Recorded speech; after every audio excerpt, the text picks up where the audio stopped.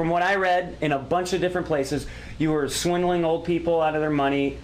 You were a con man. You're not an angel. So let's not about this. You're no angel. You have a criminal past. You've been a criminal. I'm not going to say you're a career criminal, but you've been a criminal. And that's just let's call a spade a spade. I've never been swindling anybody out of money in my life. Okay.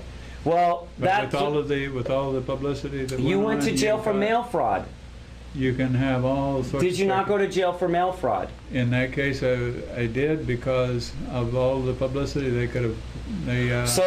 All right. So everything that got thrown on you. So all right. So you're going to I couldn't defend myself with all the Tylenol publicity. You were wanted for mail fraud before the Tylenol. You were wanted. That's why you left. That's right. I was. So you left Kansas City. You were the prime suspect in a grisly murder. 60 people stood up on the jury panel. They asked them how many knew me without ever being introduced.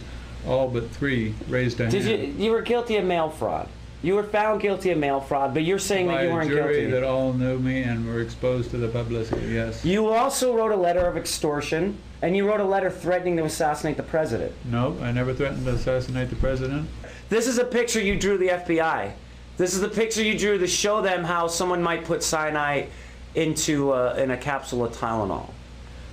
There's also a weird case that happened in 1978 with Raymond West, who was your former boss. He was not my former boss. He wasn't? You didn't work for him? No. You weren't his accountant. You were his accountant, right. Correct? Sorry about that. I can get things wrong, but I got enough of it right. Who ended up dead in his attic.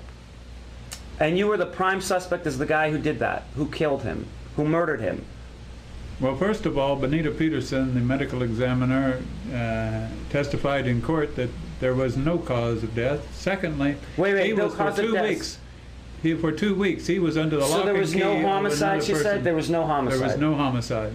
But the guy was dismembered and stuffed in a plastic bag in his attic. How does somebody dismember themselves and stuff themselves in a plastic bag? You got, come on. I mean, they might have not found a cause of death. Why don't you ask the police that went in and and out of that house? If you found a dead body in a plastic bag, dismembered, arms cut off, wouldn't you think there was a homicide? Wouldn't anybody reasonable think there was a homicide? Now, you can say the coroner said I couldn't prove what killed him. Well, you just named somebody that does it all the time. You go to pathology labs and you see bodies that are chopped up inside there.